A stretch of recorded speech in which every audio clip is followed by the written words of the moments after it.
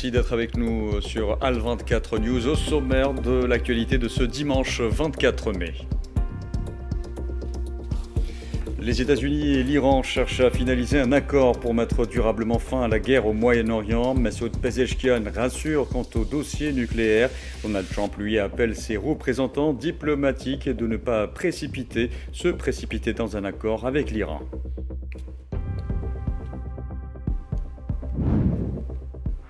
Les négociations entre l'Iran et les États-Unis suscitent espoir et prudence au sein d'une population iranienne craignant de revivre les mauvaises expériences du passé.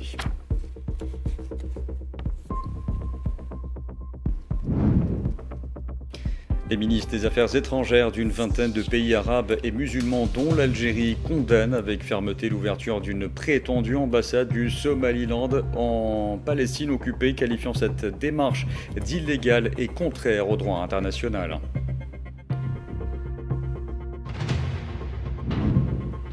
Et à la veille de la célébration de la Journée mondiale de l'Afrique, l'Algérie appelle à renforcer la solidarité continentale et la coopération régionale afin de garantir un accès équitable et durable à l'eau pour les générations actuelles et futures.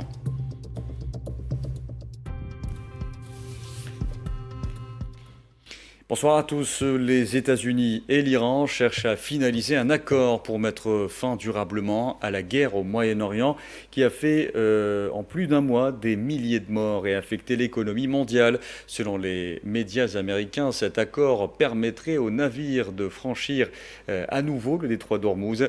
Et selon des sources iraniennes, l'accord prévoit bien un déblocage du détroit, mais ce dernier resterait contrôlé par l'Iran.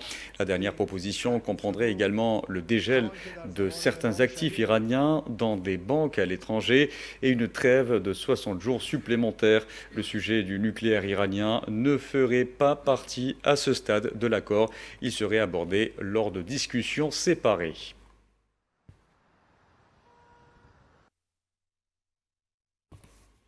Dans ce contexte, le président iranien Masoud Pezeshkian a affirmé que les négociateurs iraniens ne transigeraient pas sur la dignité du pays, indiquant être prêt à assurer au monde entier que l'Iran ne cherche pas à se doter de l'arme nucléaire.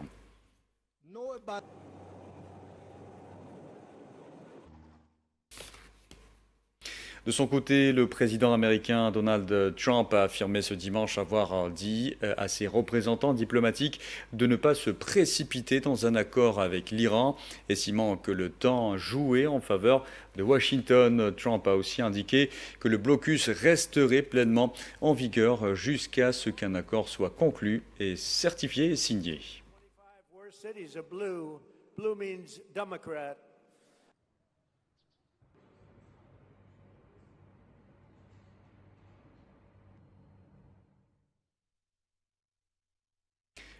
Et pour sa part, le secrétaire d'État américain Marco Rubio a évoqué une possible bonne nouvelle dès aujourd'hui qui ne devrait cependant pas régler l'épineuse question du nucléaire iranien alors qu'il s'exprimait aux côtés de son homologue indien à New Delhi.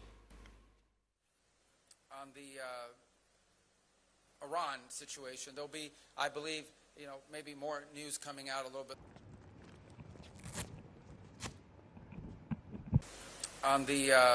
Concernant la situation en Iran, je pense que d'autres informations devraient être communiquées un peu plus tard dans la journée. Et je laisse au président le soin de faire de nouvelles annonces à ce sujet. Il suffit de dire que des progrès ont été réalisés, des progrès significatifs, même s'il ne s'agit pas d'un progrès définitif. Marco Rubio a aussi évoqué le détroit d'Ormuz, soulignant qu'il s'agissait d'une voie navigable internationale. Il s'agit d'une voie navigable internationale. Ils n'en sont pas propriétaires, c'est une voie navigable internationale. Et ce qu'ils font actuellement revient à menacer de détruire des navires commerciaux qui l'empruntent. C'est illégal au regard de toute conception du droit international qui nous régit. Mais si nous laissons cela se normaliser, nous créerons un statu quo inacceptable. Le secrétaire d'État américain a par ailleurs fait état de progrès significatifs dans les discussions sur le détroit d'Ormuz et le nucléaire iranien. Ces dernières 48 heures, nous avons réalisé des progrès en collaboration avec nos partenaires du Golfe sur un plan qui, s'il aboutit, pourrait non seulement garantir la libre circulation dans les détroits, et j'entends par là une libre circulation sans péage, mais aussi nous permettre de nous attaquer à certains points clés qui ont alimenté les ambitions nucléaires de l'Iran. Nous pensons donc avoir progressé sur ce plan qui, s'il fonctionne, pourrait nous permettre d'atteindre cet objectif. Bien entendu, cela nécessitera l'acceptation et le respect total des engagements par l'Iran, ainsi que des négociations ultérieures sur les modalités. Et les négociations entre l'Iran et les États-Unis suscitent espoir et scepticisme au sein de la population iranienne. Certains espèrent éviter de replonger dans la guerre en concluant un accord, quand d'autres doutent de la bonne foi de Washington à respecter ses engagements. Maria Scheuer. Il se pourrait qu'un accord entre Téhéran et Washington soit en train de se dessiner après des années de tensions et des mois de conflits. Dans les coulisses diplomatiques, les discussions se poursuivent dans un climat encore fragile, loin des certitudes. En Iran, la population observe ces pourparlers avec attention, consciente des conséquences qu'un éventuel accord pourrait avoir sur leur quotidien. Dans un contexte marqué par la méfiance et l'incertitude, chaque avancée est scrutée avec prudence. Voilà, L'accord, quel qu'il le soit, doit servir les intérêts du peuple, quel qu'il le soit, doit dissiper l'ombre de la guerre et aider les gens à retrouver une vie normale. Si l'on examine la question avec sincérité, l'Amérique est la première puissance mondiale et tenter de la contrer par la guerre serait illusoire. Si un accord solide et ferme est conclu, un accord qui ne puisse être remis en cause ultérieurement comme le plan d'action global commun, il ne devrait pas être possible de le saper.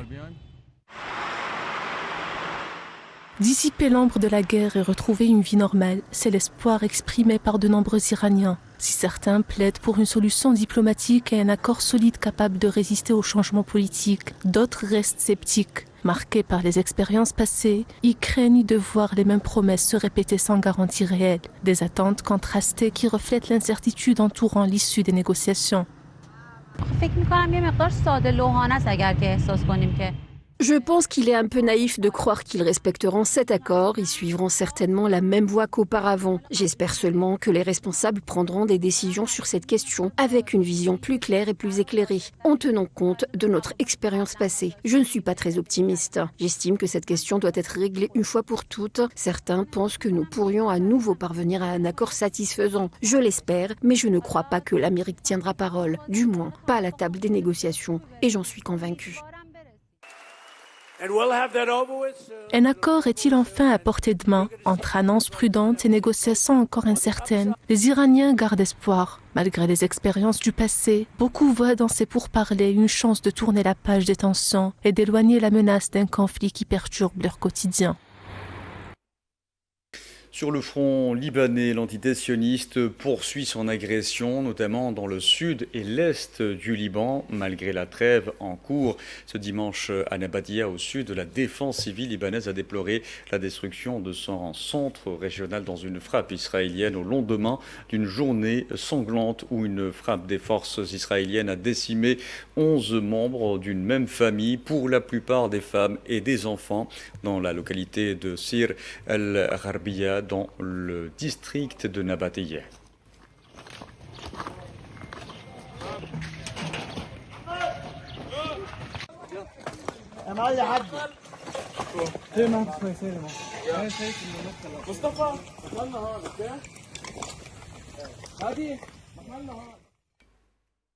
L'entité sioniste qui poursuit également son agression génocidaire contre la bande de Gaza, où 5 Palestiniens, dont 3 membres d'une même famille, sont tombés en martyrs dans de nouvelles frappes visant notamment le centre et le nord de l'enclave palestinienne. Le point sur la situation avec Souhila Kilal.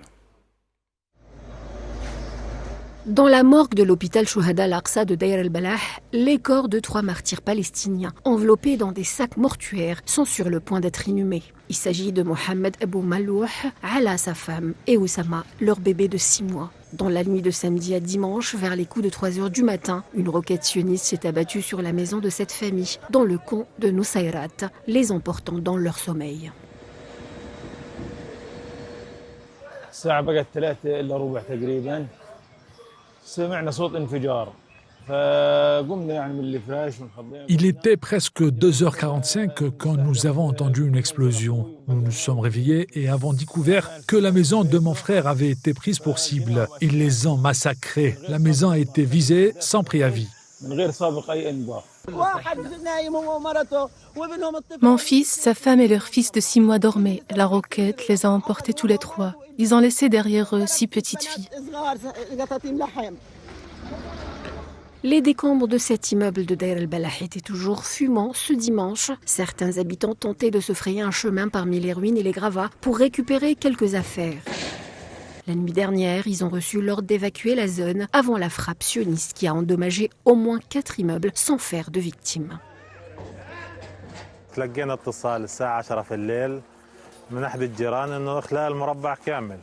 À 22h, on nous a ordonné d'évacuer nos maisons. 1h30 plus tard, ils ont bombardé. Comme vous pouvez le constater, les dégâts sont importants. Leur intention est de détruire un maximum de bâtiments et de forcer les gens à partir. Dans le nord de l'enclave palestinienne, cette fois-ci, plus précisément à Jabalia, 2 personnes sont tombées sous les balles sionistes, dont 2 agressions différentes. Parmi les victimes figure un enfant. Les 5 martyrs de Deir el-Balah et Jabalia viennent s'ajouter à la liste des victimes palestiniennes. Le bilan continue de s'alourdir chaque jour que Dieu fait, malgré le prétendu cessez-le-feu en vigueur, jamais respecté par l'occupant sioniste.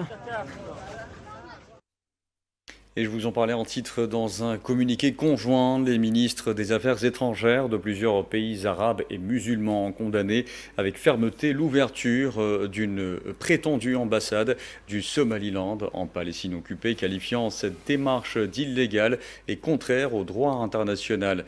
Les ministres des Affaires étrangères de l'Algérie et 18 autres pays ont condamné avec la plus grande fermeté cette démarche et qui constitue une atteinte directe au statut juridique et historique de la Palestine occupée.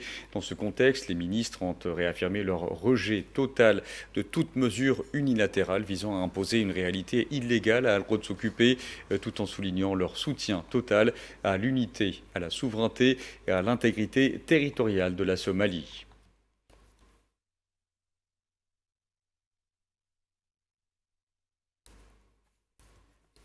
L'Algérie célébrera demain la journée mondiale de l'Afrique au moment où elle poursuit ses efforts pour la concrétisation de l'intégration continentale et l'instauration de la paix et de la sécurité tout en défendant les intérêts du continent contre les injustices historiques dont il a été victime.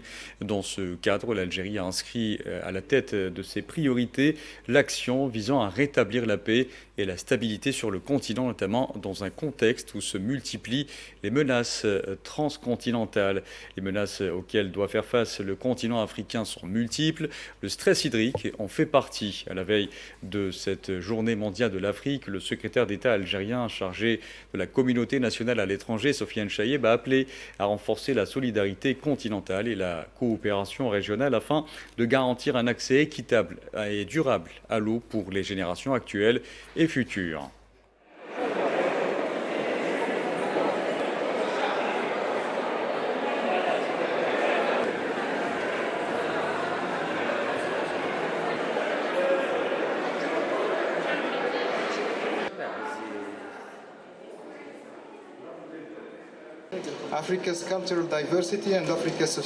Tout en célébrant la richesse des cultures et des traditions africaines, nous n'oublions pas notre responsabilité commune de préserver et de gérer durablement l'une des ressources les plus précieuses de notre continent, l'eau. L'Afrique est aujourd'hui confrontée à des défis croissants liés au changement climatique, à la désertification, à la pénurie d'eau, à l'urbanisation rapide et à la demande accrue en ressources. Ces défis exigent une solidarité continentale renforcée, des politiques novatrices et une coopération régionale accrue pour garantir un accès équitable et durable à l'eau pour les générations actuelles et futures. Dans ce contexte, l'eau doit être perçue non seulement comme une ressource, mais aussi comme un catalyseur de paix, d'intégration et de développement durable sur notre continent. Ainsi, cette célébration célébration porte un message fort. La diversité culturelle de l'Afrique et son avenir durable sont indissociables. En protégeant nos ressources naturelles et en promouvant le développement durable, nous honorons notre patrimoine et assumons notre responsabilité envers les générations futures.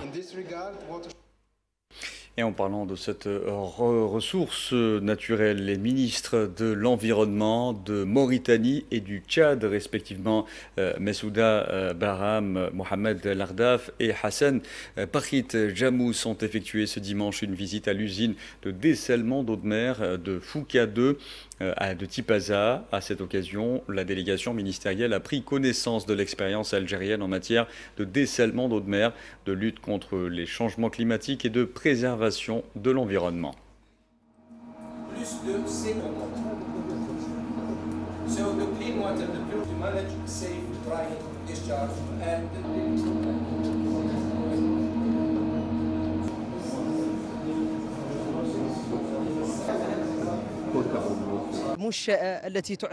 Cette infrastructure est une source de fierté pour nous, Africains et citoyens des pays du Sahel qui souffrent du stress hydrique. Cette technique moderne présente une grande opportunité pour résoudre le problème de pénurie d'eau dans la région. Félicitations au gouvernement algérien pour ce travail remarquable qui mérite d'être pris en exemple en Afrique. De ces projets, à travers le ministère de l'Environnement et de la qualité de vie de la République populaire et démocratique d'Algérie, qui contrôle les aspects environnementaux de cette usine ou de cette station de dessalement. Et c'est un exemple pour toute l'Afrique.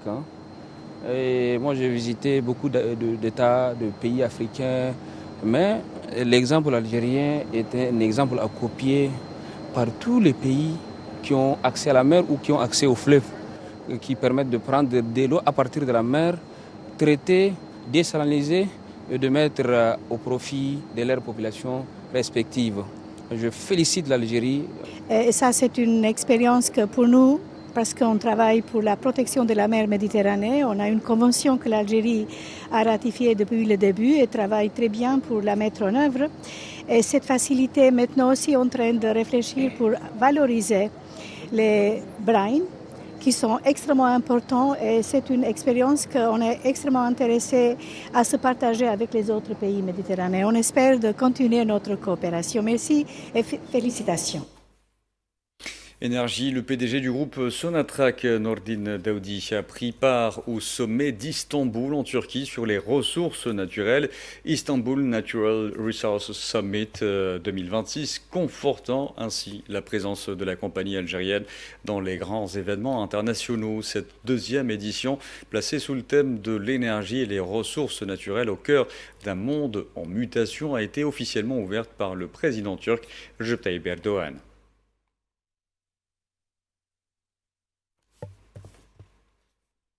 Allez, parlant santé en Afrique, l'épidémie de fièvre hémorragique Ebola en République démocratique du Congo continue de menacer la population, faisant plus de 200 morts sur 867 cas suspects enregistrés. Le niveau d'alerte internationale a été relevé. L'épidémie menace désormais 10 pays voisins de la RDC. Amel Amzian-Zitouni.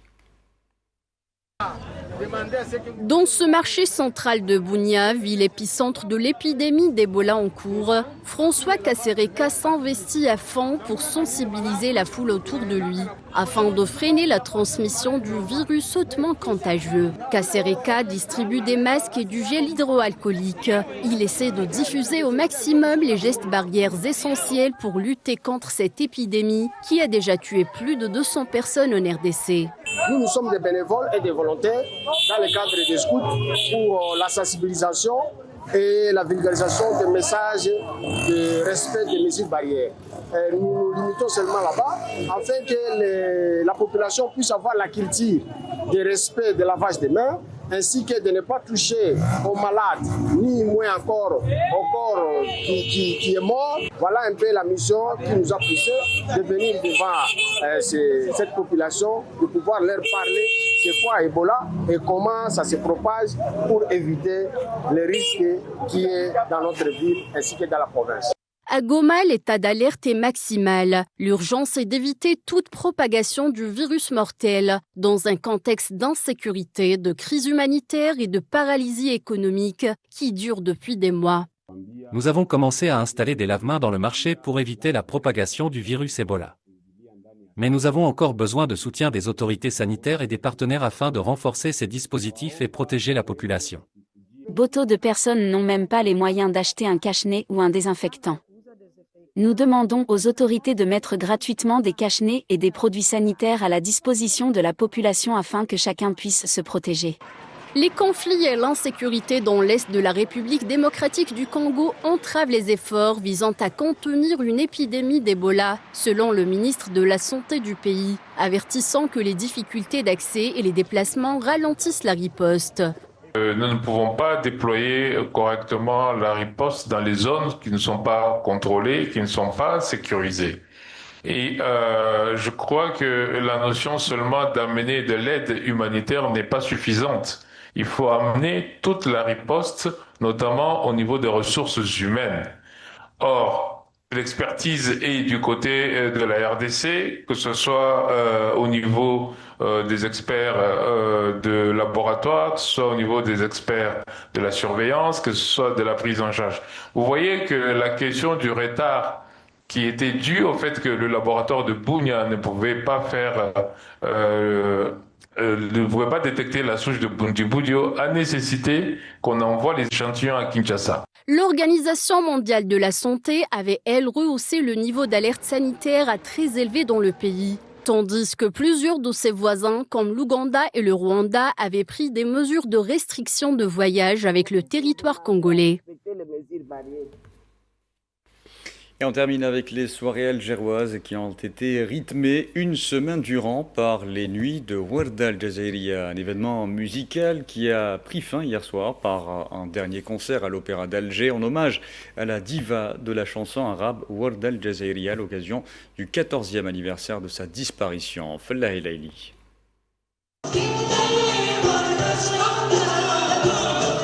À l'occasion du 14e anniversaire de la disparition de la grande diva algérienne Warda Al Jazairiya, l'Opéra d'Alger Boualem Boussaïeh a organisé la manifestation artistique Layali Warda Al Jazairiya, une initiative culturelle mêlant musique, mémoire et transmission.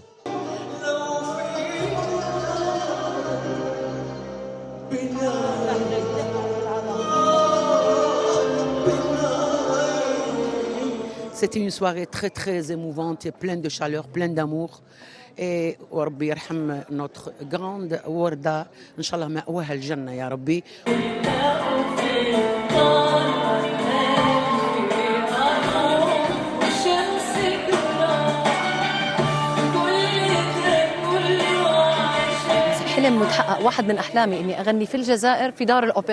Un de mes rêves est de chanter en Algérie, à l'opéra, en hommage à Warda Al Jazairiya. On m'a souvent dit qu'il y a une ressemblance avec sa voix, et c'est pour cela que j'interprète ses chansons depuis longtemps. Je suis très heureuse d'avoir été choisie parmi les belles voix que nous avons entendues aujourd'hui pour représenter la Jordanie et chanter pour Warda.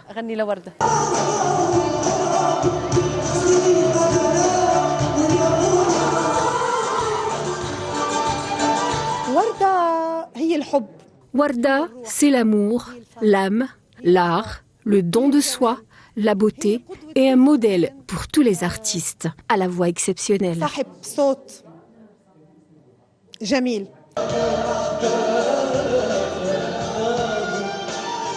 Sur scène, plusieurs artistes algériens et arabes ont interprété les plus grands classiques du riche répertoire de Warda dans une ambiance chargée d'émotion et de passion. Accompagnés par l'orchestre de l'Opéra d'Alger, les artistes ont rendu hommage à une voix intemporelle qui continue d'inspirer la scène musicale arabe.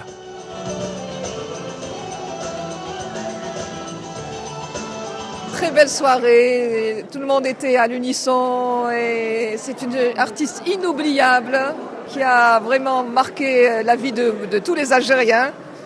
Et pour nous, rien que la preuve que tout le monde se rappelait les moindres des paroles, c'était une très belle soirée et j'espère que ça continuera encore des années, que toutes les générations ne l'oublient jamais. La soirée elle était excellente en tous les cas. Bon, on a bien vécu la soirée dès le début.